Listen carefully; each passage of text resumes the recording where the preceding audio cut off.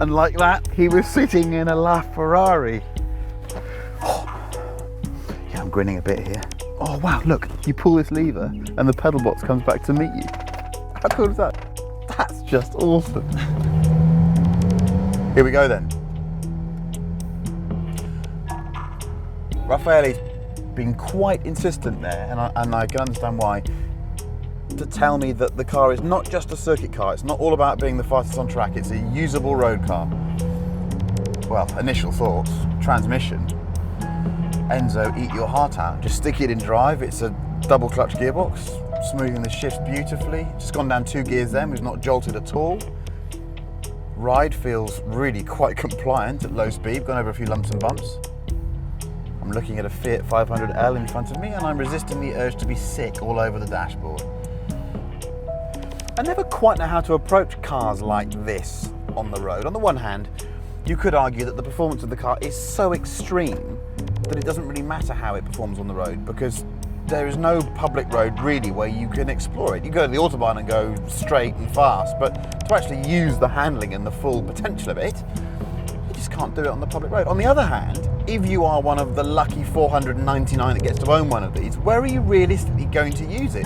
You have to use it on the street, don't you? So it has to be optimized for the road and usable, and I have to say, wow, after just a few minutes of driving it, you get in, just like you do in an F12, there's the damper button, you hit that, bumpy road comes up, everything softens up. I mean, it feels to me just as supple as a 458 on bumpy roads. You don't get any massive crashes. Obviously the carbon tub normally is a kind of resonant nightmare that causes all sorts of NVH issues, but not in this. Double-edged sword. Does that mean it's not an event? I mean, think of something like a Carrera GT. Well, that car's a real pain to get off the line because of the clutch. It's got a manual gearbox, so even at low speed you're busy and doing stuff. In this, you're not really that busy. I suppose you have so little distraction. You can admire the beautiful electronic dashboard, the trim. No, I think it's mega. I really do.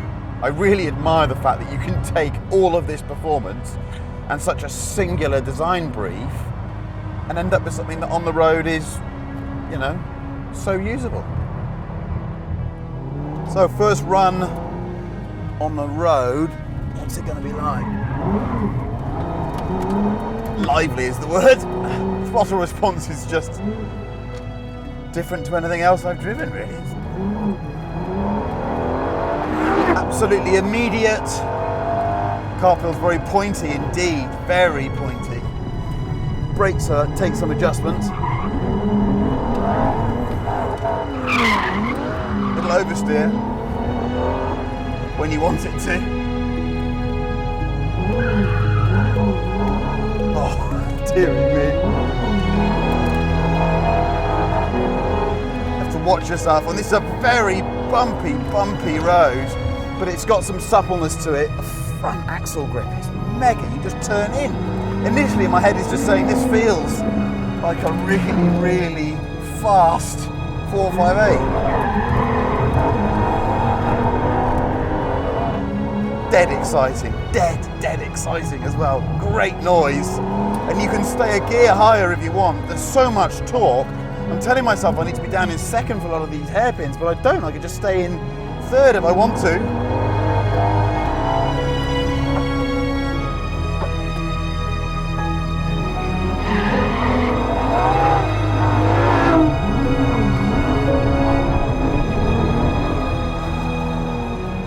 Yes.